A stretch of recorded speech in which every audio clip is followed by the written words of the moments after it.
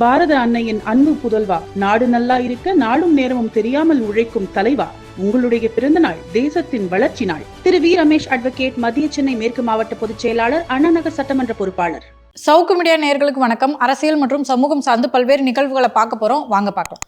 Sir வணக்கம். Sir வணக்கம் மாலதி. வணக்கம் நிதிஷ். சார், டெல்லியில் போய் எடப்பாடி பழனிசாமி அவர்களும் அமித்ஷா அவர்களும் சந்திச்சாங்க சார். அப்போ பாசியம் அபினேஷ் அவர்களும் எடப்பாடி பழனிசாமி அவர்களும் கூட போனதா செய்தி வந்துச்சு சார். அவர் டிரான்ஸ்லேட்டராக போனதா சொன்னாங்க. ஆனால் அதுக்கப்புறம் நீங்கள் அது இது இல்லை அப்படின்னு சொல்லி சொன்னீங்க. அப்படி டிரான்ஸ்லேட்டராகவும் போல, அப்படி சும்மா காரில் போயிருக்காரு. அவர் எதுக்கு சார் உள்ளே விடுறாங்க? லுக் நிதிஷ், டெல்லி இந்தியாவோட தலைநகர். ஓகே, இப்போ தானே நீ ஃபீல்டுக்கு வந்திருக்க. போக போக இன்னும் நிறைய விஷயங்களை தெரிந்து கொள்வாய். பவர் புரோக்கர்ஸ் அப்படின்னு சொல்லிட்டு சொல்லுவாங்க. பவர் புரோக்கர்ஸ் யார் என்றால் அதிகார மையங்களோடு நெருக்கமாக இருப்பார்கள். அவங்களுக்கு தெரியாத ஐஏஎஸ் ஐபிஎஸ் அதிகாரிகள் கிடையாது, அரசியல்வாதிகள் கிடையாது. இவங்களை தான் பவர் புரோக்கர்ஸ். இப்போது ஃபார் எக்ஸாம்பிள், ஒரு ஃபேக்ட்ரி வைக்கலான்னு நினைக்கிறேன். இதுக்கு லைசன்ஸ் வேணும். லைசன்ஸ் அப்ளை பண்ணிவிட்டு போகணுன்னா ஃபஸ்ட்டு எங்கே அப்ளை பண்ணுன்றது தெரியாது உனக்கு. சொல்லுவாங்க ஆன்லைனில் சிங்கிள் விண்டோ சிஸ்டம்லாம். ஒரு நாள் நடக்காது. நான் சொல்கிறது பெரிய ஃபேக்ட்ரி, சின்ன ஃபேக்ட்ரியே விட்டுருங்க. அப்போ இந்த மாதிரி இங்கே இந்த ஃபேக்ட்ரி வைக்கணும், எனக்கு ஒரு லைசன்ஸ் வேணும் அப்படின்னு சொன்னேன்னா, இந்த பாஷ்யம் போன்ற நபர்கள்ட்ட சொன்னால் அவங்க போய், அவங்களுக்கு எல்லாரும் தெரிஞ்சவங்க இருப்பாங்கள்ல, ஜூனியர் ஐஏஎஸ், டெபுட்டி செக்ரட்டரி லெவல்லேருந்து secretary to government, joint secretary level, அதுக்கு மேலே சீனியர் செக்ரட்டரி லெவல் வரைக்கும் அவர்களுக்கு எல்லோரையும் தெரியும், அமைச்சர்களை தெரியும். இப்போது நீ புதுசு ஃபேக்ட்ரி ஆரம்பிக்கணும்னு இப்போ தான் தொழிலுக்கு வர்ற, நான் தான் அமைச்சர், என்கிட்ட வர்றேன் சார், இந்த மாதிரி பார்க்கணும் அப்படின்னோடனே எனக்கு உங்கள்கிட்டருந்து ஒரு 5%, ஒரு 50 கோடி இதில் எனக்கு லஞ்சமாக வேணும் அப்படின்னு வச்சுக்க. முன்ன பண்ண தெரியாதவன் நீ உங்ககிட்ட நான் 50 கோடி கொடுப்பான்னு நான் கேட்க முடியுமா? ரெக்கார்ட் பண்ணி வெளியிட்டானா விட்டேன்னா இது மாதிரிலாம் விட்டுருக்காங்க. ஏற்கனவே டெகல்கா என்ற ஒரு மிகப்பெரிய ஸ்டிங் ஆப்ரேஷன்னு வாஜ்பாய் காலத்தில் நடந்தது என்று நினைக்கிறேன். சரியா? அப்போ எப்படி வாங்குவாங்க? ஏதாவது நம்பிக்கையான நபர்கிட்ட வேணும். அந்த நம்பிக்கையான நபர் தான் அபினேஷ். ஸோ நீ அபினேஷை போய் பார்த்தன்னா, அபினேஷ் சம்மந்தப்பட்ட மந்திரியை போய் பார்த்து, சார் நம்ம பையன் எல்லா இல்லை எவ்வளோன்னு சொல்லுங்கள், கரெக்டாக கொடுத்துருவாரு அப்படின்னு சொன்ன உடனே இவ்வளோ கொடுப்பா அப்படின்ட்டு நான் சொல்லுவேன். சொன்ன உடனே நீ அபினேஷ்ட்டு கொடுக்கணும், அபினேஷ் வாங்கி கொடுப்பாரு. இதுக்கு அபினேஷ்க்கு ஒரு பர்சன்டேஜ். ஒவ்வொருத்தரும் ஒவ்வொரு ஏரியாவில் ஸ்பெஷலிஸ்ட்டாக இருப்பாங்க. சரியா? இப்படி ஒவ்வொரு ஊர்லேயும் பவர் புரோக்கர்ஸ் இருப்பாங்க. ஒவ்வொரு எல்லா மாநிலத்திலையும் பவர் புரோக்கர்ஸ் இருப்பாங்க. டெல்லியில் நிறைய பேர் இருப்பாங்க. ஒவ்வொரு ஏரியாவில் ஒவ்வொருத்தர் ஸ்பெஷலிஸ்ட்டுன்னு இருப்பாங்க. பாஷ்யத்தை பொறுத்த வரைக்கும் ஏற்கனவே நான் சொன்னேன், பாஷ்யத்துக்கிட்ட இல்லாத அரசியல்வாதியோட பணமே கிடையாது. எல்லா கட்சி அரசியல்வாதிகளின் பணமும் பாஷ்யத்திட்ட இருக்குது. மாப்பிள்ளை இருக்குது, ரத்தீஷ் இருக்குது, ஓபிஎஸ் சேகர் பாபு இருக்குது, ஓபிஎஸ் இருக்குது, இருந்துச்சு, வேலுத்து இருக்குது தான், இன்னமும் இருக்குது. அது வராது, திவாலாக போகுதாங்க கம்பெனி வராது. அண்டு மற்றவர்களிடமும் இருக்கிறது. நான் முன்பொரு நிகழ்ச்சியில் பேசும்போது நான் சொன்னேன், சின்ன சின்ன விஷயங்கள் உங்களுக்கு அது தெரியாது. இப்போது நீ ஒரு முக்கியமான துறையோட செக்ரட்டரி, ஐஏஎஸ் ஆஃபீஸர்னு வச்சுக்க. For example town and country பிளானிங்கோட செக்ரட்டரி. ஓகேவா? உனக்கு மனைவி இருக்குது, 2 சின்ன சின்ன பிள்ளைங்க இருக்குது. உனக்கு உங்கள் பிள்ளைங்க 10 வயசு 12 வயசு இருக்குன்னு வச்சுக்க. அந்த பிள்ளைங்களுக்கு ஐபிஎல் மேட்ச் பார்க்க ஆசை இருக்குமா இருக்காதா? இருக்குது. இருக்கும். நச்சு பண்ணோம். ஏமா அங்கே போய் அதெல்லாம் புக் பண்ண முடியாது, பூரா பிளாக் மார்க்கெட்டில் விற்கிறாங்க. ஐஸ்கிரீம் அதிகாரி பிளாக் மார்க்கெட்டில் விற்கிறதுக்குனே தனியாக கவுண்டர் போட்டு இந்த வேலையை பார்த்துட்டு இருக்காரு. வாங்க முடியாதுன்னு பிள்ளைங்கிட்ட சொன்னால் பிள்ளைங்க புரிஞ்சுக்குமா? அதை இப்போது உங்கள் பிள்ளைங்களை கூட்டிகிட்டு போய் தனி கேலரி, ஓகேவா, மொத்தம் 10 பேர் தான் இருப்பாங்க. ஏசி ரூம், தனி கேலரி, உள்ள டிவியும் இருக்கும், மேட்சும் கிட்ட பார்த்துக்கலாம். அது மாதிரி ஒரு தனி கேலரியில் பிள்ளைங்களை கூப்பிட்டு போனால் பிள்ளைங்க சந்தோஷப்படும் போடாதா? அப்பா ஹீரோ மாதிரி தெரிவார். இது வாங்கி கொடுப்பாங்க. இது ஒன்று. இப்போது ஒரு அமைச்சருக்கு மகன் இருக்கான், மருமகன் இருக்குது, பிள்ளைங்க இருக்குது. என்ன சார் இங்கே இப்படி இருந்துகிட்ருக்கீங்க, எங்கே சார் சம்மருக்கு எங்கே சார் டூர் போகலான்ட்ருக்கீங்க, நீ எங்கேப்பா அங்கே ஊட்டிக்கிட்டு எங்கே போகலான்னு பார்த்தா பாஸ் இது அப்படின்றாங்க. இவ்வளோ பெரிய மந்திரியாக இருக்கீங்க, நீங்கள் போய் ஃபேமிலியை போய் இதுக்கு அனுப்பிச்சிக்கிட்டு ஊட்டி கொடைக்கானல் சுவிட்சர்லாந்து போயிட்டு வாங்க சார். ஏன்பா அதெல்லாம் ரொம்ப செலவாகும்பா சுவிட்சர்லாந்துலாம். இருங்க சார், நீ ஒன்றும் பண்ண சுவிட்சர்லாந்து தானே, இப்போ சம்மருக்கு எத்தனை பேர் சார் இந்த மாதிரிப்பா டீட்டெயில் கொடுங்க.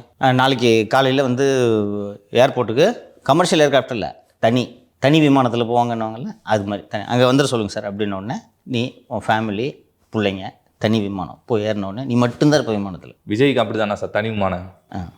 இல்லை சார், அவரும் பாசியம் ஏற்பாடு பண்ணி கொடுக்குறாரு. அதெல்லாம் பாசியம் இல்லை, அவருக்கு ஏற்பாடு பண்ண வேறு ஆள் இருக்குது. அது நேரம் வரும்போது சொல்கிறேன், இப்போ ஆரம்பிக்காது.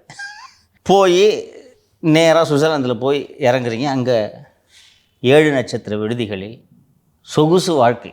அங்கே போய்ட்டு அதை திரும்பி வந்த உடனே இப்போ பாஷம் ஏதாவது ஒரு ஃபைலில் கையெழுத்து கேட்டால் போட்டு தர மாட்டேன். நீ ஒரு ஸ்டேஜில் நம்மளால் செய்ய முடியாத காரியம் என்பது இந்த உலகத்தில் இல்லவே இல்லை என்ற எண்ணம் வருமா வராதா? அப்படி ஒரு எண்ணம் அபினேஷ்க்கு வந்துருச்சு. இதைத்தான் நான் கடந்த நிகழ்ச்சியிலே சொன்னேன், இந்த நிகழ்ச்சியிலே மீண்டும் ஒரு முறை சொல்கிறேன். திரு எடப்பாடி பழனிசாமி அவர்கள் பாஷ்யம் அபினேஷ் போன்ற நபர்களை கிட்டவே சேர்க்கக்கூடாது. பிஜேபி என்ன நினச்சிருக்காங்க, இவரு கூட தான் வந்திருக்காரு போல இருக்குன்னு நினச்சிட்டு இருக்காங்க. இவர் என்ன நினச்சிருக்காரு, இவருக்கு தான் பிஜேபியில் எல்லாருமே தெரியும்ட்டு. ரெண்டுமே இல்லை அபினேஷ், புரியுதா உங்களுக்கு? இவர்கிட்ட என்ன உருட்டுறது, அமித் ஜெயினை கேட்காம காலையில் டீ கூட குடிக்க மாட்டார் சார்னு இவர்கிட்ட உருட்டுறது. அவங்கக்கிட்ட சொல்கிறதே இல்லை, இவர் கூட வராரு. ஓகே, பிஜேபி இதை விரும்பவில்லை, அதையும் சொல்லிடுறேன்னா. அவங்களுக்கு எதுவும் தெரியாது, வெளியில் எவனோ நிற்கிறான் வந்தான் போயிட்டான் அப்படின்னு நினச்சிட்டு இருக்காங்க. நம்ம இந்த கர்ச்சிஃபு இந்த விவகாரம்லாம் திமுக பார்க்குற வேலைன்னு தெரிஞ்ச உடனே பிஜேபி அப்போ தான் செக் பண்ணுது. யாருன்னு இந்த இவர் அபினேஷ் வந்தாருன்னு தெரிஞ்சுன்னா அவர்களும் இதை விரும்பவில்லை. ஏன் அவர் என்டர்டெயின் பண்ணுறாருன்னு யோசிக்கிறேன். இந்த எல்லா விஷயங்களையும் எளிதாக செய்து முடிப்பதாக இருந்தால் உனக்கு ஒரு அரகன்ஸ் வரும். நம்மளால் முடியாததே இல்லைன்னு சொன்னால அந்த அரகன்ஸ் வந்துருச்சு. க்ரௌன் பிளாஸா ஹோட்டல் ஒன்று 5 நட்சத்திர விடுதி இருந்தது, அது இடிக்கப்பட்டு அது பாஷ்யமுக்கு போயிருக்குதுன்னு சொன்னேன். 70 வீடுகள் கட்டுவதாகத்தான் இப்போ இருக்கிற எஃப்எஸ்ஐயில் 70 வீடுகள் கட்ட முடியும். எஃப்எஸ்ஐ இன்க்ரீஸ் பண்ணி கொடுத்தா ஒரு 120 வீடு கட்ட முடியும். 120 வீடு கணக்கு வச்சு எல்லாத்தையும் அட்வான்ஸ் வாங்கிட்டாருன்னு நான் சொல்லியிருந்தேன். அவங்களுக்கு ஓரளவுக்கு இந்த வீடு கட்டுற சட்டம் தெரியுமல்லவா? ரெரா அப்ரூவல் வாங்காமல் வேலையை ஆரம்பிக்கலாமா? வேலை ஆரம்பிக்கக்கூடாது, விளம்பரம் பண்ணக்கூடாது. விளம்பரமே பண்ணக்கூடாது. ரெரா அப்ரூவல் இல்லாமல் இந்த ஃபெசிலிட்டிஸ் தரேனே நீங்கள் சொல்லக்கூடாது. ஏன் விளம்பரத்துக்கே ரெரா அப்ரூவல்னு சொல்கிறாங்கன்னா, அந்த விளம்பரத்தில் நீங்கள் என்னென்ன போடுவீங்க?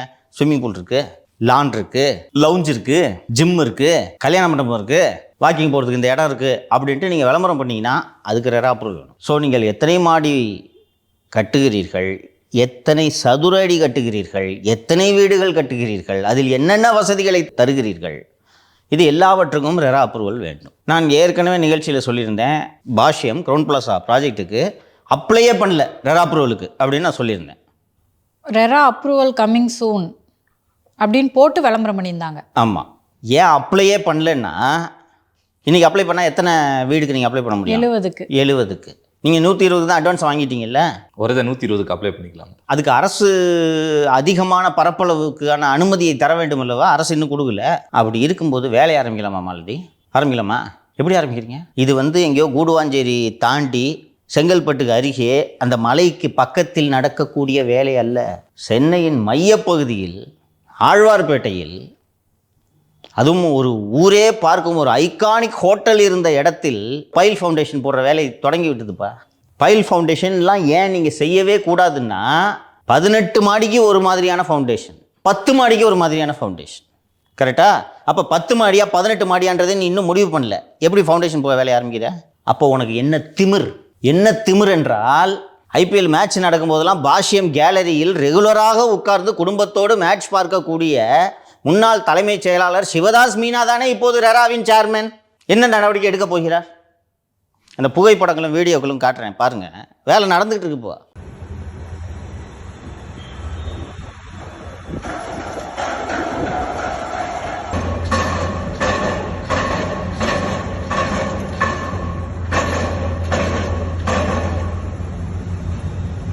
ரெரா அப்ரூவல் இல்லாமல் இந்த மாதிரி பண்ணிங்கன்னா பிளாக் லிஸ்ட் பண்ணுவாங்க, நிறுவனமே கொலாப்ஸ் ஆகிடும். இது இந்த ரியல் எஸ்டேட் மார்க்கெட் ரொம்ப சென்சிட்டிவ், புரியுதா? எல்லாருமே இப்படியே ரூம் பூரா கருப்பு பணத்தை அடிக்க வச்சுட்டு வாங்குறவன் இல்லை. கருப்பு பணத்தை அடிக்க வச்சிருக்கவனா இருந்தால் கூட நோபடி வில் த்ரோ அவே தி மணி, கரெக்டா? குழுமத்துக்கு சிக்கல்னா அந்த குழுமத்தோட மற்ற ப்ராஜெக்டில் இன்வெஸ்ட்மெண்ட் வராது.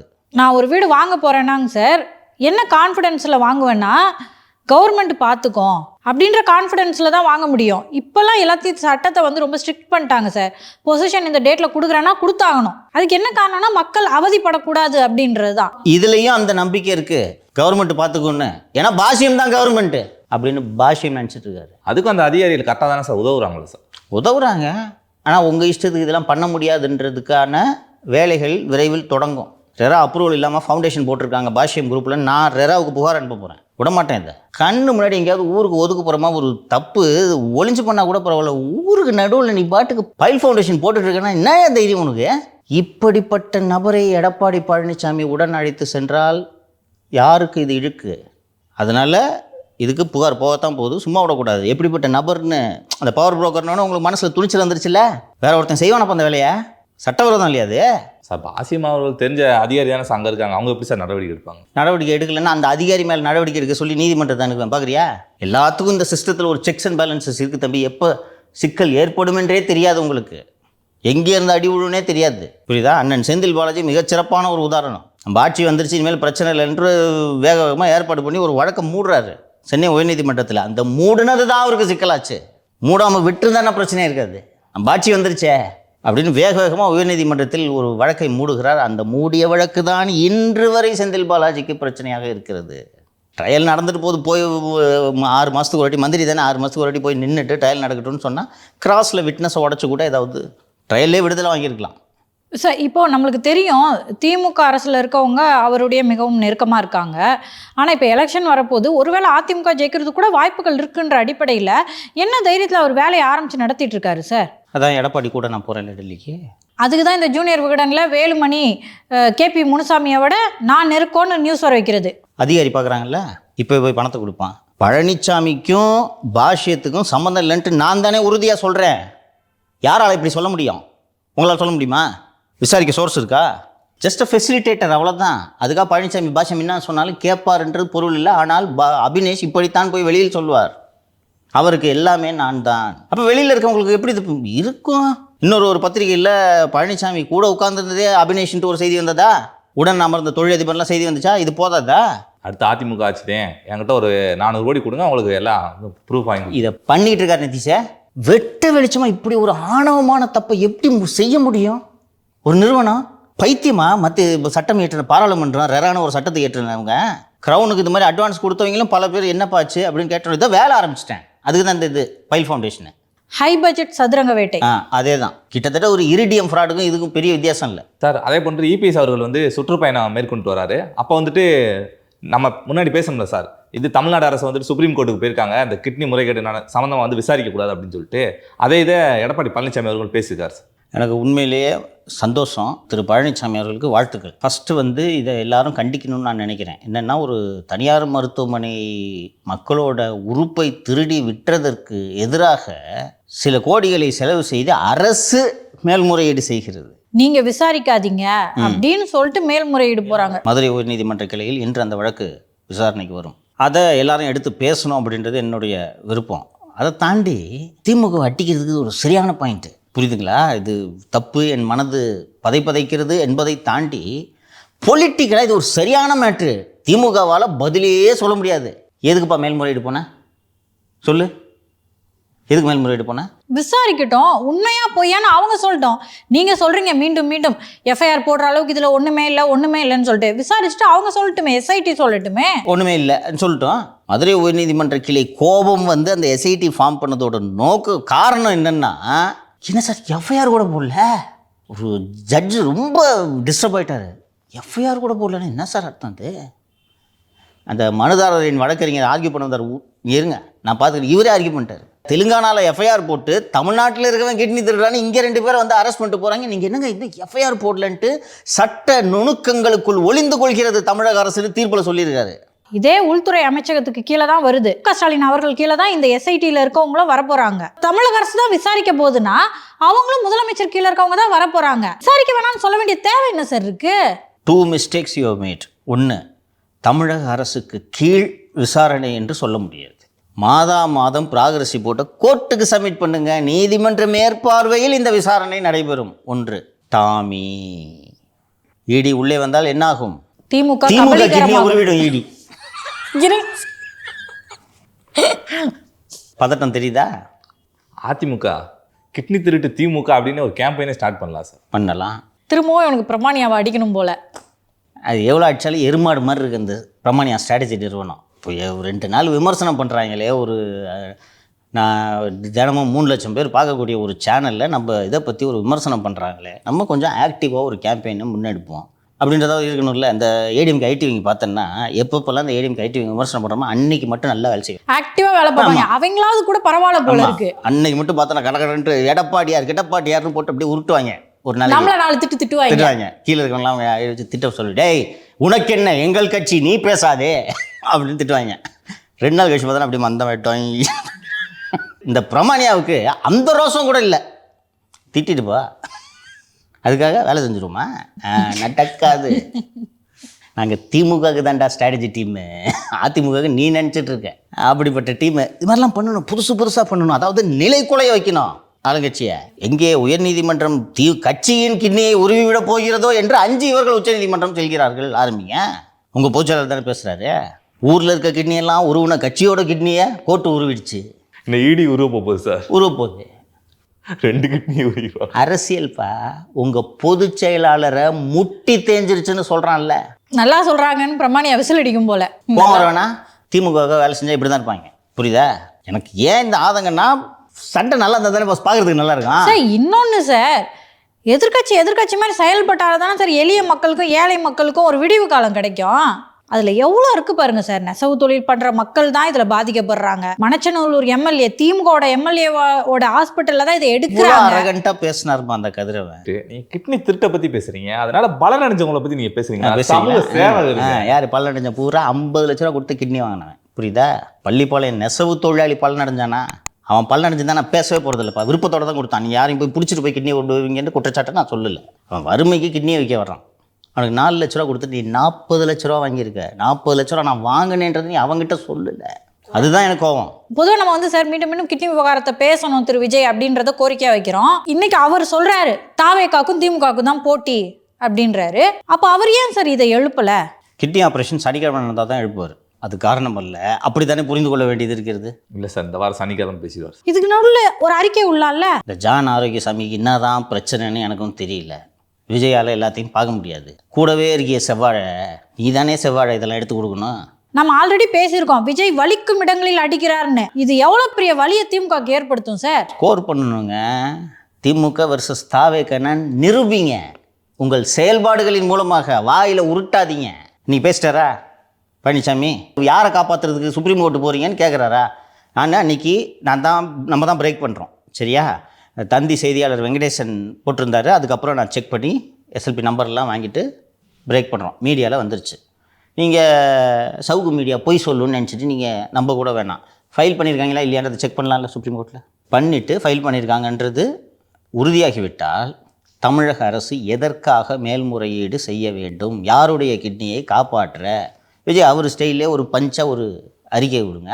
அப்படியெல்லாம் தொடர்ந்து நீங்கள் மக்களுக்காக பேசுனா தான் சார் நீங்கள் சிஎம்மாக ஆசைப்படணும். திமுக வந்து விமர்சனம் பண்ணுது, சனிக்கிழமை மட்டும் வராரு அப்படின்னு சொல்லிட்டு. அதுக்கு அவர் ஒரு காரணத்தை சொல்றாரு. சந்தோஷம் தான். இப்போ மீதி நாட்களில் பேசினா தானே சார் திமுக வாயை அடைக்க முடியும். நீங்கள் அறிக்கையாக வெளியிடுங்கள். ஒரு எக்ஸ் தளத்தில் ஒரு பதிவை போடுங்க.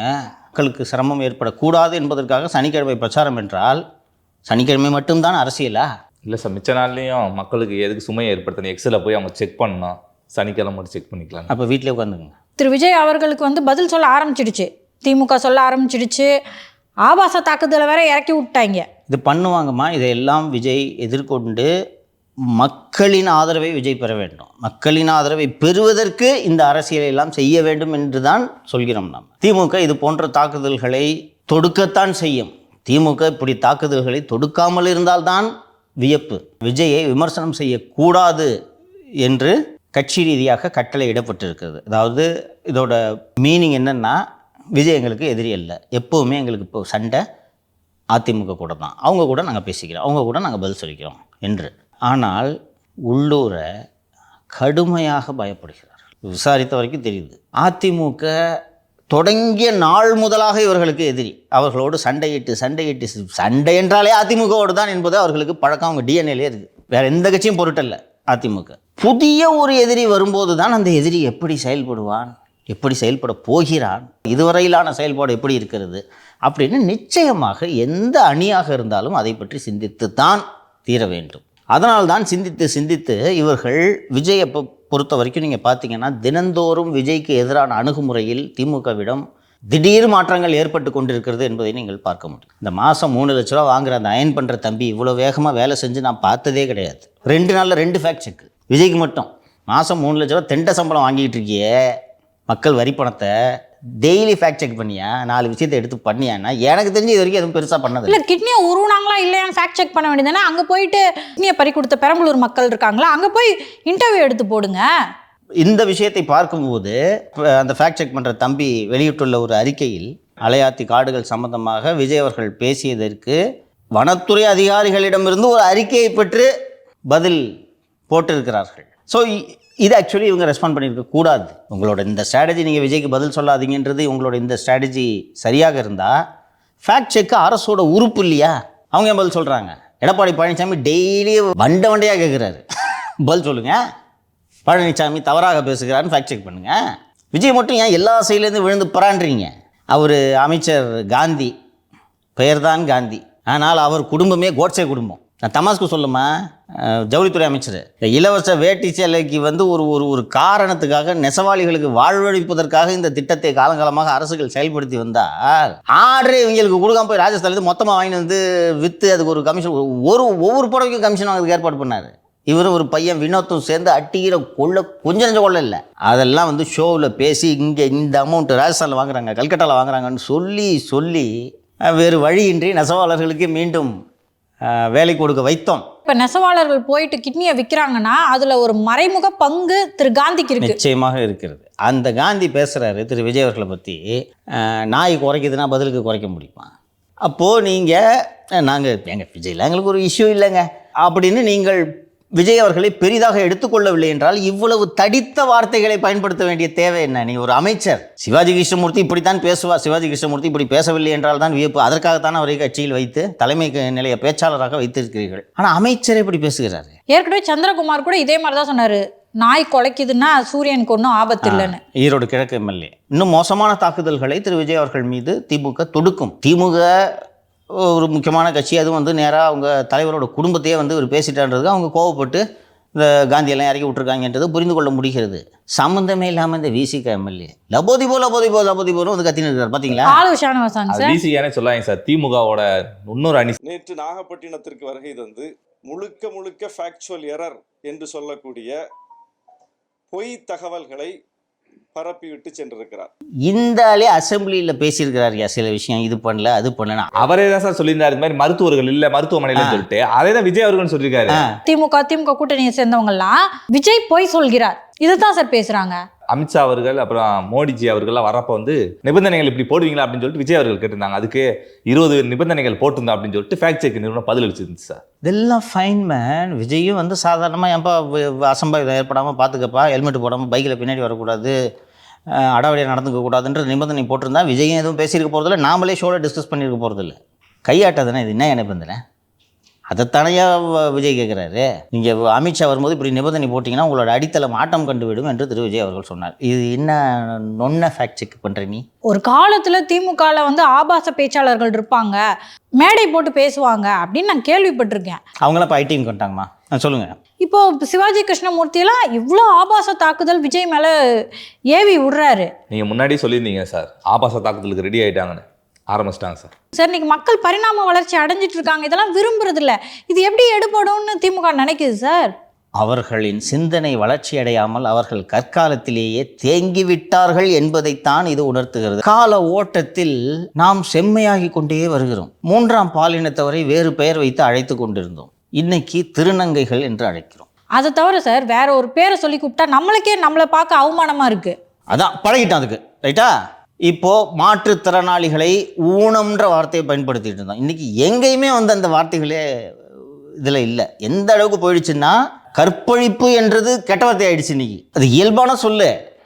அது என்ன கற்பு, அது அழிப்பு, செக்ஷுவல் அசால்ட், இப்படி மாறிக்கிட்டு வர்றோம். 80களிலும் 90களின் தொடக்கத்திலும் நானே கேட்டிருக்கேன் இந்த மீட்டிங்லாம். சின்ன வயசில் ஜாலியாக இருக்கும், பேசுறது அசிங்கமாக பேசுவாங்க. திபுரி அறுமுகம், நன்னில் நடராஜன், இன்னும் 2-3 பேர் பேசுவாங்க. சிவாஜி கிருஷ்ணமூர்த்திலாம் ஒன்றுமே இல்லை. அது எதற்கென்றால் கூட்டம் 7 மணிக்கு 11 மணிக்கு தான் தலைவர்கள் வருவாங்க. 10 மணிக்கு இல்லை 11 மணிக்கு 11 மணி வரைக்கும் அந்த கூட்டத்தை இருத்தி வச்சிருக்கிறதுக்காக இவங்க வந்திருப்பாங்க. அந்த தலைவர்கள் வண்டி வந்த உடனே அவங்க வர்றதுக்கு முன்னாடி 2 நிமிஷம் முன்னாடி இறங்கி போயிடுவாங்க. அதாவது அவங்களோட தலைவர்கள் மேடையில் ஒன்றா தோன்ற மாட்டாங்களாம். புரியுதா? இதெல்லாம் சின்ன சின்ன சம்பவம் இருந்தாலும் இப்போ விட்டு அதை சொல்ல முடியாது, சொல்லிடுறேன். ஆபாசம்னா நீங்கள் நினச்சி கூட பார்க்க முடியாது. இதை மேடையில் பேசுவாங்க, சரியா? அப்படி ஜெயலலிதாவை பேசியவர் தீப்பொறி அறுமுகம். உடம்பு சரியில்லாம போனப்போ திமுக அவர் பார்க்கலையா? ஜெயலலிதா கூப்பிட்டு ட்ரீட்மெண்ட்டுக்கு பணம் கொடுத்து கட்சியில் சேர்த்துச்சு, தெரியுமா? ஏன் சார் அது மாதிரி பண்ணாங்க? ஜெயலலிதாவுக்கு இன்னொரு முகம் இருக்குது. அந்த நல்லது செஞ்சதுனால நிலகுலைய வச்சுட்டாங்கல்ல தீப்பொறி அறுமுகத்தை. அது இல்லாமல் இதை விட உங்களோட எதிரியை அசிங்கப்படுத்த முடியுமா?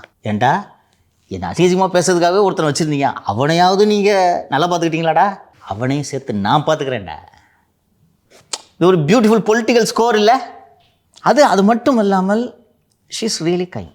ஒரு கடந்த வாரம் ஒரு முன்னாள் அமைச்சர் ஒருத்தர்கிட்ட பேசிகிட்டு இருந்தேன். அப்போ சொல்கிறாங்க, இப்போ இந்த போயஸ் தோட்டத்தில் அவங்க வீட்டில் சுண்ணாம்பு அடிக்கிறதுக்கு தோட்ட வேலை செய்கிறதுக்கெலாம் வருவாங்கல்ல, அவங்களெல்லாம் மதியம் சாப்பிட வச்சு ஜெயலலிதா பரிமாறுவாங்களா அவங்களுக்கு. ஆட்சியை பற்றி என்ன பேசிக்கிறாங்க, அம்மா சூப்பர்மா அவங்க ஆட்சி அப்படின்னு ரிஜெக்டட். நீ சொல்லு, யாராவது 1-2 பேர் அம்மா இது மாதிரிம்மா ரொம்ப விலைவாசி அதிகமாக இருக்குமா, அப்படியா, ரைட், சீஃப் செக்ரட்டரி வர சொல்லுங்கள் அப்படின்னு போய் நடவடிக்கை. She has a different side. அப்போ சிவாஜி கிருஷ்ணமூர்த்தி விஜய் ஒரு காலத்தில் பார்த்துக்க வாய்ப்பு இருக்கா? சொல்ல முடியாது. ஸோ அது இருந்துச்சு, நான் கண்ணால் பார்க்குறேன். அந்த கல்ச்சர் அப்படியே போகுது. ஓகேவா? சோஷியல் மீடியா வந்த உடனே பொதுக்கூட்டத்துலேருந்து நேரம் இங்கே வந்துட்டாங்க. இங்கே வந்து அசிங்கமாக எழுதுறது. அதனால் இந்த மாதிரி ஒரு விங்குக்கு சரியான ஆளுன்ட்டு தான் டிஆர்பி ராஜா போட்டிருக்காங்க. ரைட்டா? ஆனால் இவங்க இன்னும் அங்கேயே இருக்காங்க. சிவாஜி கிருஷ்ணமூர்த்தி சைதை சாதிக்கு அந்த சிவாஜி கிருஷ்ணமூர்த்தியை ஒரு மக்களவை உறுப்பினர் தயாநிதி மாறன் சிலாகித்து பாராட்டி பேசினார். பார்த்தீங்களா? அதை இப்போ நீங்கள் இதில் கவனிக்க வேண்டியது, இதை தப்புன்றதே உங்களுக்கு தோணல, தெரியுதா? திரு ஆர்எஸ் பாரதி அவர்கள் திமுகவின் தலைமை நிலைய செயலாளர், one of the senior most office bearer அவர். திரு விஜய் அவர்களோட ரசிகர்களை அரசியல் பக்குவம் இல்லாத ஒரு கூட்டம்னு சொல்லலாம். ரைட்டாக விமர்சனம் பண்ணணும்னு முடிவு பண்ணிங்க. அரசியல் பக்குவம் இல்லாத கூட்டம், ரசிகர்கள், வெறும் ரசிகர் மன்ற கூட்டம் இது. எங்களை போன்ற சிந்தனையாளர்கள் இல்லை. எங்கள் கட்சியில் இருப்பவர்கள் திமுகவின் கொள்கையால் ஈர்க்கப்பட்டு தமிழுணர்வோடு இங்கே வந்தவர்கள், இப்படி ஏதாவது சொல்லலாம். காக்கா கூட்டணி அம்பா சொல்கிறீங்க. சிவாஜி கிருஷ்ணமூர்த்தியை பேச வச்சு அவர் பேசுகிற வார்த்தைகள் மீமா வருது. அப்போ நீங்கள் தான் இந்த இளைஞர்களை கரப்ட் பண்ணிட்டு இருக்கீங்க. காக்கா கூட்டம் மொத்தமாக சேர்ந்து தலையில் கொட்டுச்சுன்னா எப்படி மாறும்? எப்படி பிறகு மொத்தமாக கொத்துச்சுன்னா அந்த ஓட்டை விழுந்துரு சார். அந்த போய் மரத்தில் எங்கன்னா ஏறி காக்கா மூட்டை எடுத்துருக்கிறியா? எடுத்துப்பார், எப்படி கொத்தும் தெரியுமா? அப்படி தான் கொட்டு வாங்கிக்கிட்டு இருக்காங்க. திமுக அறிவு வளர்ச்சி குன்றிய அந்த ஐடி விங் இருக்குல்ல, முன்னாடிலாம் எல்லாரும் கட்டத்தில் அசிங்கமாக பேசுவாங்க. இவங்க இப்போ பதிலுக்கு சரிசமாக பேசுகிறாங்க. அது ஏஐ வேற இருக்குன்னா நல்ல வீடியோவே ஜென்ரேட் பண்ணி போட்டு விட்ருவாங்க. ஸோ இவங்க தேங்கி போயிட்டாங்க, தெரியுதா? லுக் மாலதி எனக்கு நினைவு தெரிஞ்சு 91 92 சென்னையில் ராவணலீலா நிகழ்ச்சி நடந்திருக்கிறது. இந்து கடவுள்களை விமர்சனம் செய்யக்கூடிய, ஓகேவா, அந்த ஆபாச கதைகளை மேடையில் பேசக்கூடிய, ஓகேவா, அந்த இந்து புராணங்களில் ஆபாசங்கள் இருக்கிறது அப்படின்ட்டு அந்த புராணங்கள் இருக்கக்கூடியதை வந்து மேடை போட்டு பேசிய கூட்டங்களை நான் சின்ன வயதில் பார்த்துருக்கிறேன். இன்றைக்கி மேடை போட்டு பேச முடியுமா? அதுக்கு தான் பொன்முடி எந்த அளவுக்கு கேஸ் வாங்கிக்கிட்டு உட்காந்துருக்காரு. கடைசியாக ஒரு 5 ஆண்டுகளுக்கு முன்பு கருப்பர் கூட்டம்ன்ட்டு ஒரு கூட்டம் முருகன் கந்த புராணத்தை பற்றி பேசியது. இதெல்லாம் மேடை போட்டு பேசி கொண்டிருந்தார்கள். திராவிடர் கழகமே. காலம் மாறுது, சரியா? ஸோ இது மாதிரி நான் பல உதாரணங்களை வரிசையாக அடுக்கி கொண்டு போக முடியும். அப்படியே கொஞ்சம் கொஞ்சமாக மாறிக்கிட்டே வந்து செம்மையாகிட்டே வரும். இந்த வார்த்தையை பயன்படுத்தக்கூடாது, இப்படி பண்ணக்கூடாது, இப்படி அழைக்கக்கூடாது, இப்படி இவர்களை அணுகக்கூடாது. தோற்றத்தை வைத்து செய்யக்கூடிய நகைச்சுவை ஒரு காலத்தில் இந்த கவுண்டமணி இதிலே பார்த்தீங்கன்னா இவ்வளோ இது பாடி ஷேமிங். இன்னைக்கு பாடி ஷேமிங்னு சொல்கிறாங்களா? இன்றைக்கி அப்படி காமெடி வைக்க முடியுமா நீஸ் படத்தில்? ஆனால் அதுதானே காமெடி. கவுண்டமணி காமெடி பூரா மாறுது. இவங்க தேங்குறாங்க, தெரியுதா? ஒரு தண்ணி ஓடுனா நதி ஃப்ரெஷ்ஷாக இருக்கும், தேங்குனா குட்டை என்ன ஆகும்? நாற்றம் எடுக்கும்.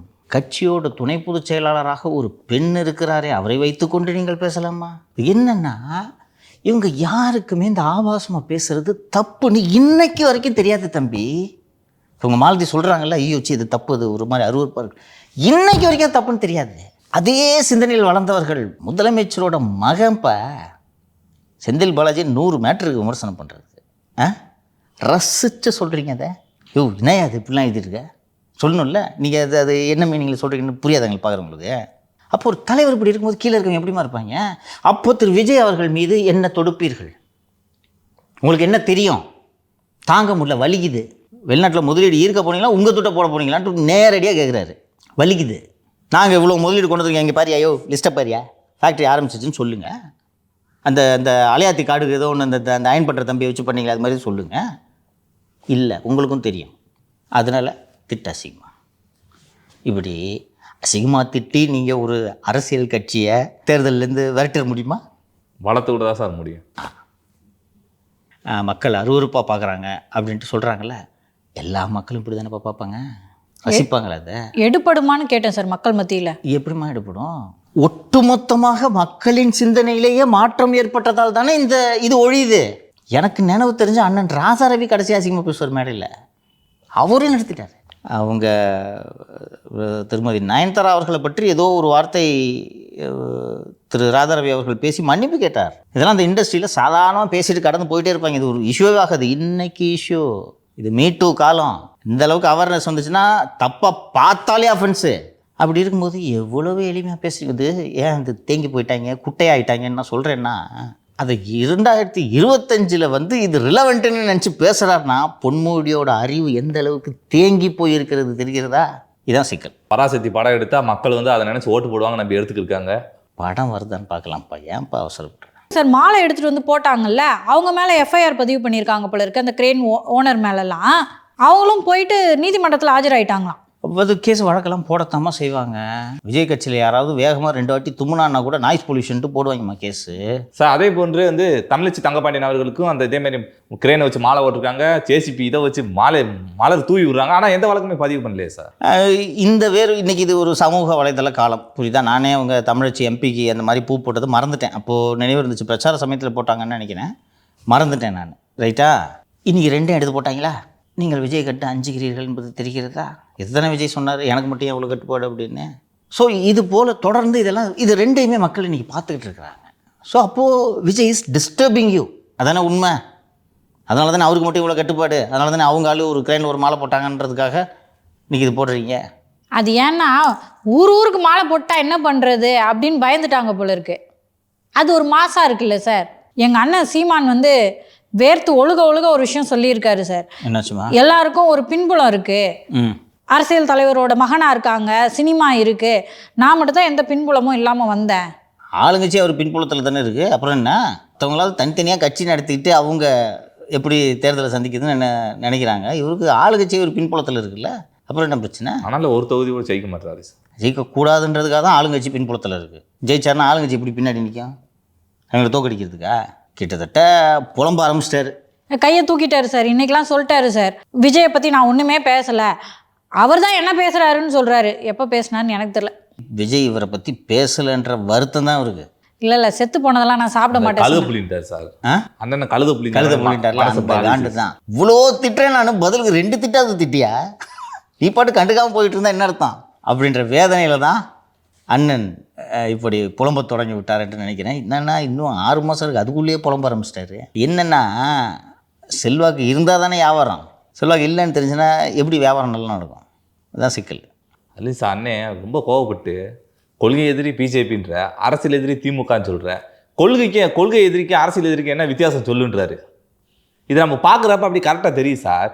அரசியல் எதிரின்றது இப்போ நான் யாரு கூட மோத போகிறேன்றது, நான் யார் எனக்கு எதிரியே திமுகவோட மோத போகிறேன். கொள்கைன்றதே என்னோட கொள்கைக்கு முரண்பட்டு இப்போ பாஜக இருக்குன்னா பாஜக இது 2க்கு வேறுபாடு சொல்லணும் என்ன சார்? இது சின்ன பையனு கூட தெரியும். சிம்பிளாக சொல்கிறேன்ப்பா, தமிழகத்தில் பிஜேபி ஆட்சியில் இருந்தால் கொள்கை எதிரியும் அரசியல் எதிரியும் ஒன்று, சரியா? தமிழகத்தில் திமுக ஆட்சியில் இருக்குது, அதனால் அவர்கள் அரசியல் எதிரி. தமிழகத்தில் ஆட்சியிலேயே இல்லாவிட்டாலும் டெல்லியில் ஆட்சியில் இருந்தாலும் கொள்கை ரீதியாக அவர்கள் எங்கள் எதிரி. இன்னொன்று, உனக்கு எதுக்கு இதெல்லாம் வழக்கம் சொல்லும்? நான் கேது போல் சொல்லு. அவர் ஏதோ ஒன்று சொல்கிறாரு, அது ஒரு லூசுத்தனமான ஒரு வாதமாக கூட இருக்கட்டும். கொள்கை எதிரி வேறு அரசியல் எதிரி வேறுன்ட்டு ஒரு லூசுத்தனமான வாதமாகவே இருந்துட்டு போட்டோம். அதை பிடிச்சி தானே அவ்வளோ பேர் வரான். உனக்கு என்னப்பா பிரச்சனை? உன்ட்ட எதுக்கு விளக்கம் சொல்லணும்? நானும் கத்துறேன், பதில் சொல்லுங்க. சொல்ல மாட்டீங்க. அதான் கண்டுக்க முடியாதுன்னு எனக்கு டவுட்டுங்க சார். இப்போ கொள்கை எதிரியோட கூட்டணி வைக்கலாமா? அவசரப்படாதீங்க. இல்லை சார், தெரிஞ்சுக்க தான் கேட்குறேன். இப்போ கொள்கை எதிரின்னு சொல்லிட்டாங்கன்னு வைங்க, ஏதோ ஒன்று XYZன்னு வச்சுக்கோங்க, அவங்களோட கூட்டணி வைக்கலாமா? ஏன்னா அரசியல் எதிரியோட கூட்டணி வைக்க முடியாது, அதுக்காக தெரிஞ்சுக்க கேட்குறேன். சரிம்மா, இதை பாருங்கள், தேவைக்கு ஏற்பதான் நீங்கள் முடிவுகள் எடுப்பீர்கள், ரைட்டா? ஒரு சில ஆண்டுகளுக்கு முன்னால் எல்லை தாண்டி வந்து சீனா நமது இராணுவ வீரர்கள் 20 பேரை கொன்றதா? அதை அடுத்து சீன பொருட்கள் தடை செய்யப்பட்டதா? டிக்டாக் தடை செய்யப்பட்டதா? அந்த ஹியோவை மோடம் பயன்படுத்தக்கூடாது என்றெல்லாம் உத்தரவு வந்ததா? சீனாவுக்கு ஏற்றுமதி செய்தால் கூடுதல் வரி விதிக்கப்பட்டதா? சீனா நமக்கு எதிரியா? ஆமாம், எதிரி. அதன் பிறகு மேரே ஃப்ரெண்டு டொனால்ட் ட்ரம்ப் என்று சொன்னாரா? அப்கி பார் ட்ரம்ப் சர்க்கார் என்றாரா? ட்ரம்ப்புக்காக சென்று பிரச்சாரம் செய்தாரா? He is my very good friend என்றாரா? 50% வரியை போட்டானா? போட்ட உடனே என்ன செய்தார்? போய் சீனாவுடன் போய் கைகோர்த்தார், குலுக்கினாரா? டிக்டாக் மீதான தடை லேசாக விடுவிக்கப்பட்டதா? வெப்சைட்டில் பார்க்கலாம். போ, சீன செயலிகள் மெல்ல மெல்ல அனுமதிக்கப்படுகிறதா? அறிவிப்பாக வரவில்லை என்றாலும் சீனா மீது சீனாவிலிருந்து இறக்குமதிக்கு விதிக்கப்பட்டிருந்த தடை மெல்ல மெல்ல அகற்றப்பட்டு கொண்டிருக்கிறதா? ஏன்? எதிரி தானே. அதான் நான் கேட்க வந்தேன், ஏன்? அங்கேருந்து அவன் கழுத்தை நெருக்கிறான். ஏப்பா கொஞ்சம் கையை கொடுப்பா, காப்பாற்றுப்பா, மூச்சு விட முடியலப்பா, உயிரே போகுது. அப்போ சீனா தான் எப்படி பெரிய மனசு பண்ணி நம்மளை ஏற்றுக்குது? அமெரிக்காவுக்கும் சீனா எதிரி இல்லை. பெரிய மனசுலாம் இல்லை, எதிரிக்கு எதிரி நண்பன். பார்த்தல நேற்று வரைக்கும் உன் ஃப்ரெண்டாக இருந்தவனை எப்படி தூங்கினான் பார்த்தியா? அப்புறம் ட்ரம்ப் அவர்களே ஃபோன் பண்ணி பேசினாரா? ஹாப்பி பர்த்டே ஜி சொன்னாரா? அன்றே நானி கணித்தார்ல சார், அரசியலில் நண்பனும் கிடையாது எதிரியும் கிடையாது. அந்த அரசியல் ஞானி சொன்னது தான் இறுதியானது. இவ்வளோதான். திரு கரு பழனியப்பன் ஒரு விவகாரத்தை சொல்லி இருக்காரு. திரு விஜய் அவர்களை யாருமே விமர்சனம் பண்ணாதீங்க, எப்படி கமல் வந்து அரசியலில் தோத்து போயிட்டு திமுகவோட இணைஞ்சிட்டாரோ அந்த நிலைமை விஜய்க்கு ஏற்படும் சொல்றாரு சார். திரு கருப்பழனியப்பன் சொல்வதில் நான் மாறுபடவில்லை. அவர் சொல்வது உண்மையாக கூட இருக்கக்கூடும். கமல் 21 ஒரு தேர்தலில் போட்டியிட்ட பிறகு இதை செய்தார். விஜய் போட்டியிட்டு முடிக்கட்டும். அப்போது நீங்கள் ராஜ்யசபா கொடுக்கிறீர்களா, அவரிடம் நீங்கள் ராஜ்யசபா வாங்குகிறீர்களா என்பது அப்போது முடிவு செய்து கொள்ளலாம். நாளைக்கு ஒரு 2 எம்எல்ஏ ஷார்ட்டேஜ் வரும் ஒரு எம்பி போஸ்ட்டுக்கு. அப்போ நீங்கள் விஜயோட ஆதரவு கேட்கக்கூடிய நிலைமை உருவாகலாம் அல்லவா? அதனால் பின்னாடி பார்க்கலாம். கழக குரல் காங்கிரஸ்ல எழுந்திருக்கு சார். கூட்டாட்சி அப்படின்னு சொல்லிட்டு டிஎம்கேவை பார்த்து கேட்குறாங்க சார். யார் கேட்குறது? காங்கிரஸ் சட்டப்பேரவை தலைவர் ராஜேஷ்குமார். ஏன் கேட்கிறார்? பெரும்பான்மையாக ஜெயிப்போன்னு நினைக்கிறாங்க, இல்லாட்டி டிஎம்கே வீக்னஸாக இருக்குன்னு நினைக்கிறேன். தவறு. அவர் காங்கிரஸ்காரர், அதனால் கேட்கிறார். காங்கிரஸ் கட்சி வளர வேண்டும் என்பதனால் கேட்கிறார். செல்லுப்பிரதியிடம் கேட்டால் என்ன சொல்வார்? தலைமை உத்தரவு போடவில்லை. ராஜேஷ்குமார் காங்கிரஸ்காரரு, திரு முன்னாள் தலைவர் திரு KS அழகிரி காங்கிரஸ்காரரு. அவங்களுக்கெல்லாம் ஏன் காங்கிரஸில் இருக்காங்க? மற்ற கட்சி மாதிரி போய் இந்த காங்கிரஸ் கட்சியில் இருந்துட்டு போய் கட்ட பஞ்சாயத்துலாம் ஸ்டேஷனில் பண்ணுறதும் கிடையாது. அவங்க எதுக்கு இருக்காங்க? அவங்களுக்கு பிடிக்கும் அந்த கட்சி. சுதந்திரம் வாங்கி கொடுத்த கட்சி, நல்ல கட்சி, மதச்சார்பின்மை போதிக்கக்கூடிய ஒரு கட்சி அப்படின்ட்டு இருக்காங்க. அந்த கட்சியை நேசிக்கிறாங்க. ஓகேவா? சின்ன கட்சி தான்ப்பா எங்கள் கட்சி, இருந்தாலும் எங்கள் கட்சிப்பா அப்படின்னு அவங்களுக்கு ஒரு பெருமை உண்டு. அந்த அடிப்படையில் இந்த கோரிக்கையை திரு ராஜேஷ்குமார் எழுப்புகிறார். இந்த கோரிக்கையை எழுப்புவது, அதுவும் இன்னும் சொல்லப்போனால் அனைவரும் சேர்ந்து எழுப்பியிருக்க வேண்டும். எழுப்புவது திமுகவுக்கு அழுத்தத்தை தரும். அதெல்லாம் தர முடியாதியா ஆட்சியில் பங்கு அப்படின்னா, அப்போ ஆட்சியில் பங்கு தரவர்கிட்ட போங்க அப்படின்னு போக வேண்டியதுதான். அதாங்க சார், அது கூட்டணி பிளவுபட வாய்ப்பு இருக்குது, அதுக்கான சாத்தியக்கூறுகள்லாம் இருக்கா சார்? இன்னைக்கு திரு பழனிசாமி அவர்கள் விரிசல் ஏற்பட்டிருக்கிறது என்று சொன்னார். சரியா? அவர் இப்படி பேசுறது கரெக்டா? நிறைய கரெக்ட் சார், 100% கரெக்ட். ஏன் கூட்டணியை அவங்க குலைச்சு விடணும் சார், ஏதாவது தில்லுமுள்ளு பண்ணிக்கே இருக்கணும் சார், அது அப்பதான் சார் நல்லா இருக்கும். அவர் கூட்டணியை உடச்சு விட்டாங்களா? இப்போ கல் எடுத்து அடிக்கிறாரு, நங்குன்னு அடிக்கிறாரு. புரியுதா? இதான் அரசியல். ரைட்டா? இன்று மட்டும் செய்தித்தாள்களில் 3 செய்திகள் வந்துருந்துச்சு. இந்த ராஜேஷ்குமார் சொன்னது, இன்னொரு நியூஸ் ஒன்று வந்துருந்துச்சு. அப்புறம் கரூரில் காங்கிரஸ் மாவட்ட மகளிர் அணி செயலாளர் கவிதா என்பவரை திமுகவில் போய் சேர்த்துருக்குறாங்க. இதெல்லாம் என்ன சார், கூட்டணியில் ஆளை வச்சுக்கிட்டு தூக்குனா இது என்ன சார்? அது அண்ணன் செந்தில் பாலாஜியின் திறமை. அதாவது செந்தில் பாலாஜி அவர்களை பொறுத்தவரை, கரூர் மாவட்டத்தை பொறுத்தவரை திமுகவை தவிர வேறு கட்சியே இருக்கக்கூடாது. சரியா? அந்த அடிப்படையில் தான் கூட்டணி கட்சியாக ஒன்று போ, சும்மா காங்கிரஸுங்கிறதுன்ட்டு. இதை யார் இதுக்கு எதிர்ப்பு தெரிவிக்கணும் சொல்லு? காங்கிரஸ் கட்சியை சேர்ந்தவங்க தான். டிஎன்சிசி பிரசிடென்ட் பேசணும். அதான் என்னங்க பழக்க வழக்கம்? கூட்டணி கட்சியில் இருக்கிற நிர்வாகியை தூக்குனீங்கன்னா அது என்னங்க அர்த்தம்? இன்னொன்று, வருவாங்க லோக்கலில் சரி ஏதோ காசு கிடைக்குன்றதுக்காக வருவாங்க. வந்தாலும் சேர்க்கக்கூடாது. புரியுதா? வந்தாலும் சேர்க்கக்கூடாது. சிம்பிளாக சொல்கிறேன்ப்பா. பிஜேபியோட ஒரு நிர்வாகியை அதிமுக கூப்பிட்டு சேர்த்துச்சுன்னா எப்படி பாருக்கும்? மதிமுக மலை சத்யாவை சப்போர்ட் பண்ணும்போது திமுக டிக்ளேரிங் அ வார் அப்படின்னீங்க. ஏன்னா அவங்க கூட்டணி கட்சி. ஆமாம். அப்போ இது வார் இல்லையா? அங்கேயாவது வாருன்ற சத்தமாவது வந்துச்சு. கொஞ்சம் பேர் அந்த உள்ளூரில் இதெல்லாம் எதிர்ப்பு தெரிவித்தாங்க. கொஞ்சம் சத்தமாவது வந்துச்சு. வைகோ ஏதோ கொஞ்சம் பேசினார்னு நினைக்கிறேன், கோவப்பட்டு. 7 இருக்காங்க பற்றியா, செத்தவங்களை வெத்தலைப்பா கொடுத்த மாதிரி. இதுதான் காங்கிரஸ் கட்சி. இதை ராஜேஷ்குமார் உடைக்கிறார். அது நல்ல டிமாண்ட். ஏன்னா இன்றைக்கி உங்களுக்கு ஆப்ஷன் இருக்குது. இப்போது விஜய் அவர்கள் இல்லைன்னு வச்சுக்கோங்களேன், இதை எழுப்புறதுல அர்த்தமே இல்லை. ஆட்சியில் பங்கு தர முடியாது பாயன்றாங்க திமுகவில். 25 சீட்டு கூட கொடுக்க மாட்டேன், 20 தான். புரியுதா? சத்தம் போடாமக்கார் அப்படின்றாங்க. இன்றைக்கி உங்களுக்கு ஆப்ஷன் இருக்குது. ஒரு விஷயம் உறுதி, காங்கிரஸ் இல்லாமல் திமுகவில் ஜெயிக்க முடியாது. கரெக்டாக? இன்னொன்று, காங்கிரஸ் போச்சுன்னா திரும்ப பின்னாடியே போகுது. இடதுசாரிகளும் செல்லக்கூடும். ஒரு சின்ன ட்ரிகர் போதும். அப்படி இருக்கும்போது பலவீனமாக இருக்காங்க அவங்க இல்லையா? இதுதான் தும்முறதுக்கு சரியான நேரம். கரெக்டாக தும்முனோம், எல்லோரும் சேர்ந்து தும்முனோம். ராஜேஷ்குமார் தும்முனான்னா இவர் கட்சி போச்சு மூக்கு அடைக்கிறாரு. வாலிப்பு இருந்தது. தும்மாத இந்த நேரத்தில் போய் அண்ணன் கோச்சுக்குவார் சார். காங்கிரஸ் கட்சியில் இருக்க எல்லா நிர்வாகிகளோட கருத்தும் இதாக தான் சார் இருக்குது. ஆனால் தலைமை உத்தரவு போட்டால் தான் நாங்கள் செய்வோன்றோம். நேற்று விரிவாக அதிமுக பிஜேபி கூட்டணி பற்றி பேசினோம். 2 கட்சிகள் தான் இன்று அந்த கூட்டணியில் இருக்கிறது. ஆனால் அந்த 2 கட்சிகளும் நன்றாக ஒன்று சேர்ந்து ஒருமித்த குரலில் வேலை செய்கிறார்கள், ஒருமித்த குரலில் பேசுகிறார்கள். அந்த பிசிறுகள் களையப்பட்டு விட்டன நான் சொன்னேன். இங்கே பிசிறு இப்போது தான் வெளிப்படத் தொடங்கி இருக்கிறது. போக போக பாருங்கள். இவ்வளவு நாள் திமுகவின் நிலையவித்துவானாக இருந்த சிபிஐ கட்சியின் செயலர் திரு முத்தரசன் மாற்றப்பட்டு புதிய செயலர் வந்திருக்கிறார். அவர் கம்யூனிஸ்ட். சிபிஎம்மில் எப்படி கேபிக்கு பதிலாக சண்முகம் வந்திருக்கிறாரோ அதே போல் இவருக்கு பதிலாக புதிய தோழர் வந்திருக்கிறார். பேர் நினைவில்லை, புதிய தோழர் வந்திருக்கிறார். ரைட்டா? அவர் திமுகவின் நிலையவித்துவானாக இருப்பார்கள் என்று எதிர்பார்க்க முடியாது. இந்த கூட்டணி கட்சிகள் எல்லாருக்கும் நன்றாக தெரிந்த ஒரு விஷயம் எதுவென்றால் நம்ம எல்லாமே ஜெயிக்க முடியாது. கூடுதலாக இப்போது திமுகவுக்கு எழுந்திருக்கக்கூடிய இன்னொரு சிக்கல் என்னவென்றால், தொடர்ந்து பல தேர்தல்களாக உதயசூரியன் சின்னத்தில் போட்டியிட்டதன் காரணமாக இந்த கொங்கு தேசிய கட்சி, மனிதநேய மக்கள் கட்சி இவர்களது மாநில கட்சி என்ற பதிவே ரத்து செய்யப்பட்டு விட்டது. அங்கீகாரம் இல்லை, பதிவு. இப்போ அவங்க அன்ரிஜிஸ்டர்ட் பார்ட்டியும் சுயேட்சையும் ஒன்று. இன்னைக்கு நான் போய் கொங்கு கட்சின்னு சொல்லிக்கலாம். பதிவே ரத்து பண்ணிட்டாங்க. சரியா? இதனால் அவர்களும் நாங்கள் உதயசூரியன் சின்னத்தில் நிற்க மாட்டோம், கட்சியை போச்சு அவனால். அவங்களும் இப்போ தனி சின்னம் கேட்பாங்களா? அப்போ எத்தனை தொகுதியில் தான் நீங்கள் போட்டியிட போகிறீங்க? அவங்க தனி சின்னத்தில் நின்றாங்கன்னா அது ஒரு தேர்தலில் ஒரு தாக்கத்தை ஏற்படுத்தும்ல சார். 2 கட்சிகளுக்குமே, அதிமுகவாக இருக்கட்டும் திமுகவாக இருக்கட்டும், நிச்சயமாக தாக்கத்தை ஏற்படுத்தும். எங்கே அவங்க தனி சின்னத்தில் நிற்கிறாங்களோ அந்த இடத்துல அதிமுக ஜெயிக்குதுன்னு அர்த்தம். சின்ன ஒரு பிளேஸ், வைட்டல் ரோல். சார் இப்போது ஏற்கனவே திரு விஜய் அவர்கள் குளத்தில் ஒரு கள்ள தூக்கி போட்டார். இப்போ தான் அந்த ரிப்பிள்ஸ் வர ஆரம்பிச்சிருக்கா சார்? அப்படி எடுத்துக்கொள்ளலாம். இன்னொன்று, தேர்தல் நெருக்கத்தில் தான் ரிப்பிள்ஸ் அதிகமாகும். ப்ளஸ் உரிமையின் வரும் வரை காத்திருக்கிறாரா விஜய்? நான் ஆல்ரெடி கேட்டேன், டிடிவி தினகரன் பேசும்போதெல்லாம் எதுக்கு அவங்க சைட்லேருந்து, தாவேக்கா சைட்லேருந்து இண்டிகேஷனே வரலை அப்படின்னு சொல்லிட்டு. அப்போது இப்போ நீங்கள் பேசும்போது என் மனசுக்கு என்ன தோணுதுன்னா, திரு விஜய் அவர்கள் குறி வைக்கிறது திமுகவில் இருக்க கூட்டணி கட்சிகள். விஜய் பெரிதும் விரும்புவது காங்கிரஸை. எதுக்கு சுட்டி வளைச்சு பேசிக்கிட்டு? விஜய் பெரிதும் விரும்புவது காங்கிரஸை.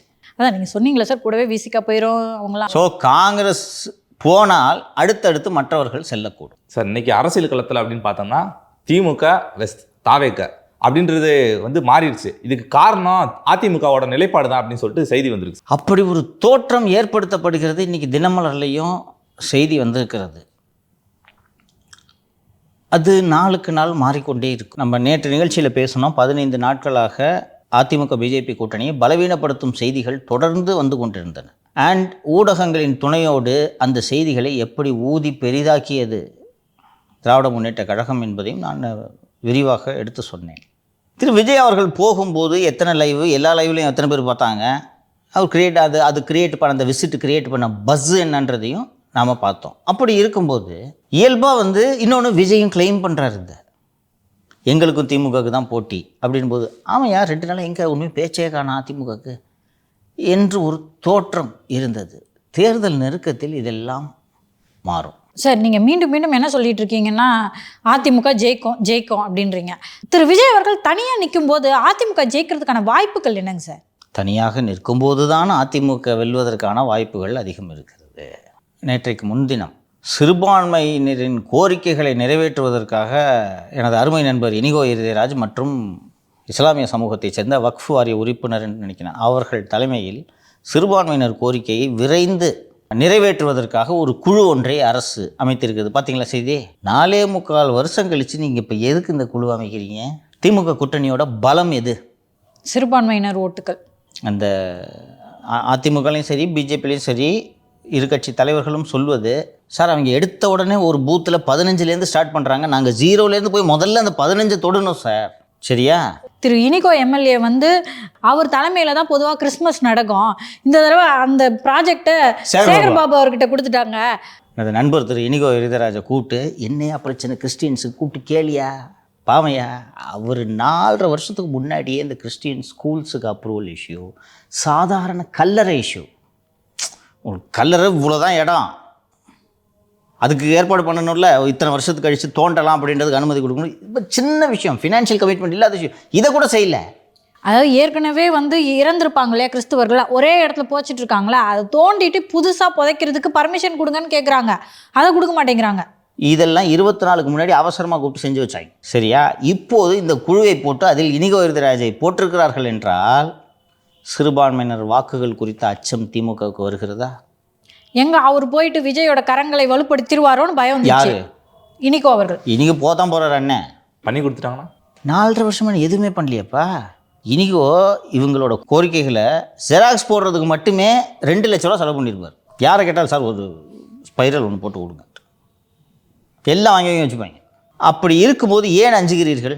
யோ அவன் சிறுபான்மையான பிஜேபி எப்படியே ஓட்டு போடுவேன், உனக்கு ஒரு வழி இல்லை, நீ எனக்கு தான் போட்டாகணும், அவன் பொறுமையாக நிறைவேற்றுறேன் அப்படின்னு சொல்ல வேண்டியதானே? திரு விஜய் அவர்களுடைய மாநாடு சர்ச்சுகளில் பெரிய திரைகள் வைத்து ஒளிபரப்பப்பட்ட செய்தியை கேட்டீர்களா?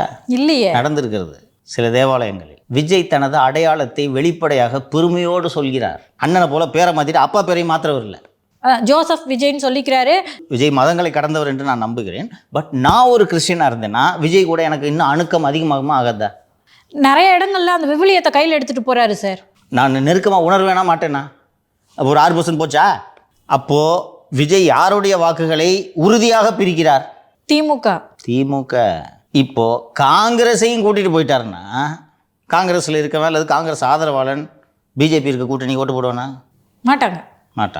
அப்போ காங்கிரஸையும் கூட்டிகிட்டு சிறுபான்மையினர் வாக்குகளை எடுத்துக்கிட்டு போனால் 21ல் 3.5% வெற்றியை தவறவிட்ட ஒரு கட்சி இந்த அலங்கோல ஆட்சிக்கு எதிராக எளிதாக வெற்றி பெற முடியுமா? முடியாது. அதிமுக ஆளுங்கட்சி, திரு விஜய் அவர்கள் எதிர்கட்சி. ரைட்டுங்களா? திரு விஜய் அவர்களே ஒருவேளை நாம் தனியாக செல்வதால் இந்த தீய சக்தி மீண்டும் செயின்ட் ஜார்ஜ் கோட்டையில் நுழைந்துவிடக்கூடாது என்பதற்காக இறுதி நேரத்தில் திரு விஜய் அவர்களே மனம் மாறி அதிமுகவோடு கரம் கோர்க்கலாம் தானே. அந்த சீனா உதாரணம் சொன்னேன் அல்லவா? கொள்கை எதிரி இங்கே ஆட்சிக்கு வரப்போவதில்லை. வாய்ப்பு இருக்கிறதா இல்லையா? கொள்கை எதிரி போட்டியிடும் தொகுதிகளில் விஜய் பிரச்சாரம் செய்ய மாட்டார். எங்களுக்கு அதிமுகவோடு தான் கூட்டணி, நாங்கள் என்டிஏவில் இல்லை. டிசைனாக உருட்டலாம் தானே. Sir at the end of the day sir, அதிகாரம் டஸ் மேட்டர் சார். அது மட்டும் இல்லாமல் திமுக ஆட்சி வரக்கூடாது. இதெல்லாம் பாசிபிலிட்டிஸா? சொல்கிறதுக்கு நல்லா தான் சார் இருக்குது, நடந்தாலும் நல்லா தான் இருக்குது.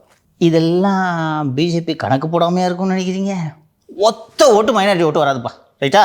இப்போ ஒருவேளை வந்து அதிமுக என்டிஏ கூட்டணி ஜெயிக்க வாய்ப்பு இல்லைன்னா திரு அமித்ஷா இல்லை பிஜேபி திரு விஜய் அவர்களை கூட்டணிக்கு வர வைக்க வாய்ப்பு இருக்கா சார்? எல்லாத்துக்கும் வாய்ப்பு இருக்குது.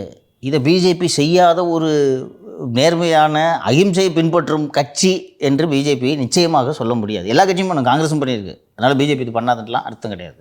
ஆனால் விஜய் தனியாக நிற்கிறது தான் எங்களுக்கு நல்லதுன்ற சூழல் இருக்கும்போது எதுக்குமா இந்த வேலையெல்லாம் பண்ணோம்? எதுக்கு பண்ணணும் சொல்லுங்கள்? மாறாக இன்னும் வலுவாக பிரச்சாரம் செய், இன்னும் வலுவாக திமுகவை திட்டு. இன்றைக்கி வரைக்கும் பாருங்கள், ஏடிஎம்கே பிஜேபி கொஞ்சம் கம்ஃபர்டபுளாக இல்லை. பிஜேபி விட்டுருங்க, ஏடிஎம்கே கம்ஃபர்டபுளாக இல்லை.